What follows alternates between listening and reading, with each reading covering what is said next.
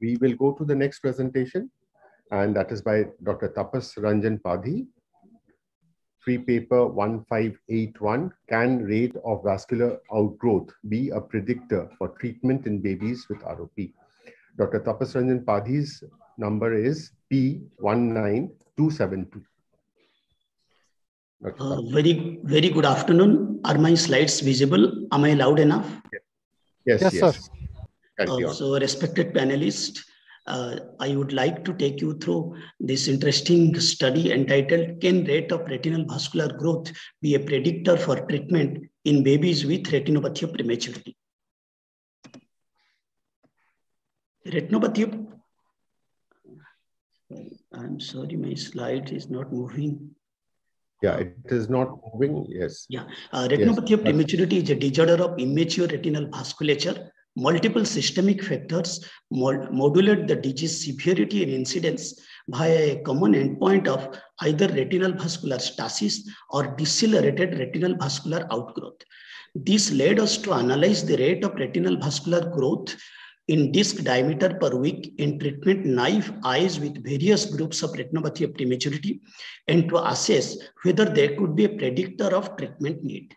This was a 10-year study, partly retrospective and partly prospective, from 2010 to 2019 at LV Prasad Eye Institute, Bhubaneswar.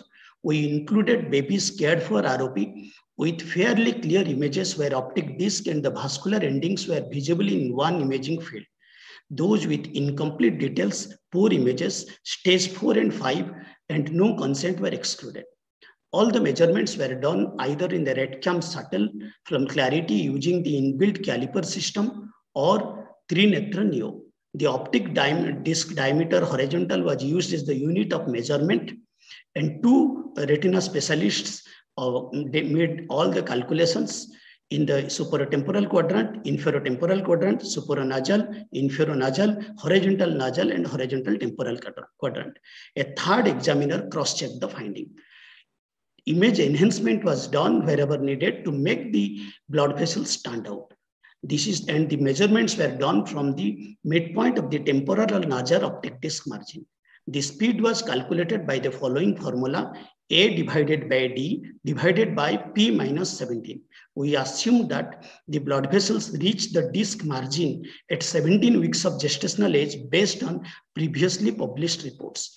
P is the postmenstrual age at calculation, and A is the distance from optic disc margin to the end of the blood vessels. These are the statistical tests used. We compared the speed, average speed, as well as speed in different quadrants between the group 1, 2, and 3. The horizontal disc diameter was also compared. The interclass correlation coefficient was used for reproducibility of the calculations by the two observers. The ROC curve was used for the predictive value of the speed and deciding the treatment need. There were 436 eyes of 233 babies classified into group 1, treatment warranting ROP, group 2, spontaneous regression, group 3, prematurity but no ROP. This acted as control. The group 1 was further subclassified as is shown here. The rate of retinal vascular growth average in disc diameter per week was lowest in group 1, that is treatment warranting, 0.49, followed by ROP spontaneous regression, and no ROP but prematurity, the rate was 0.71 disc diameter as is shown here. The measurements were done whenever feasible in all the 6 quadrants, but the examiners preferred the supratemporal and inferotemporal quadrant most of the time. The speed was in the nasal quadrant was almost 50% less than the temporal quadrant. The speed, when it is calculated with the treatment need irrespective of the group, we notice that vascular growth less than 0.4 disc diameter per week, about 99% is required treatment. The ROC curve showed that the rate of vascular growth could be a significant predictor of treatment need, and the cutoff values are 0.569 for supratemporal quadrant, 0.57 for inferotemporal, and 0.542 disc diameter per week for the horizontal temporal quadrant with the following predictability.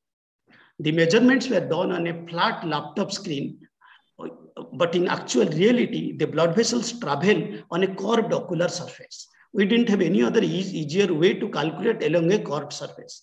The fundus fluorescein angiogram could have been better, but we tried to adjust it by using red-green image enhancement to make the blood vessels stand out. The rate of vascular growth was assumed to be uniform throughout, but in reality, they might not be completely true. The rate could be different in different quadrants. This was addressed by doing the calculations individually in different groups, directions, as well as all together. The issues of reproducibility of the results were addressed by using two observers, and the inter-observer agreement was very good. The error due to image magnification was addressed by using a ratio rather than the absolute value in the measurement. Retinal vascular growth could be quantifiable, and it has many extrapolated use. It could predict the treatment need for retinopathy of prematurity. The rate is inversely proportional to the disease severity, being lowest in epiaropy and slowest in horizontal nasal quadrant. Retinal vascular growth less than 0.5 for disc diameter per week is a good cutoff for predicting the treatment need. With acknowledgement for all this, for their support, direct or indirect, I thank you all for giving me an opportunity and for your kind listening.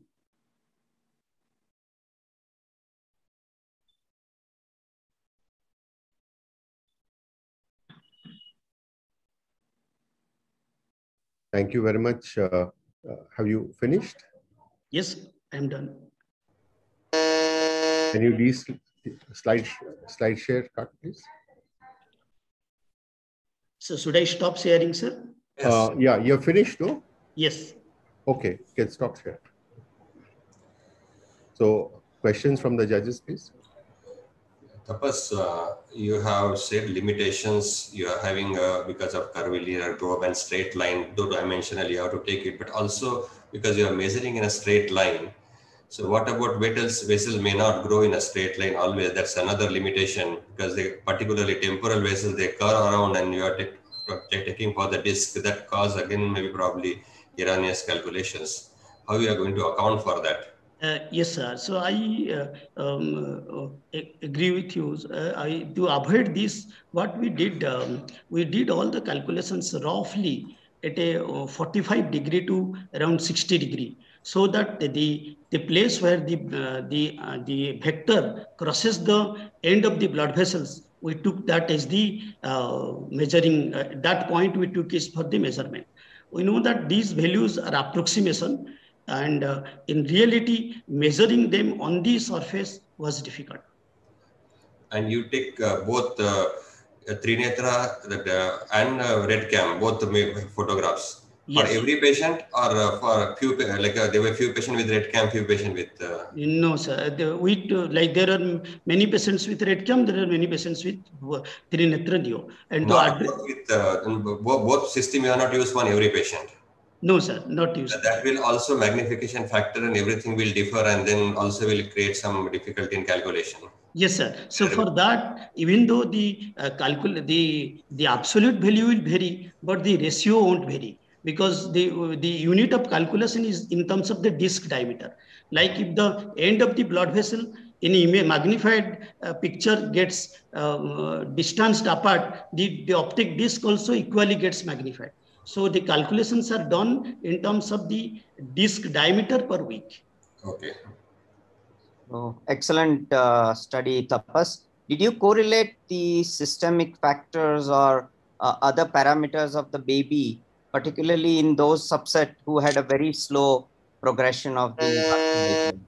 Yes, though this study did not address that, but usually those, we had a subgroup called half zone epiaropy, where the vascular growth rate was almost 0.12 to 0.15.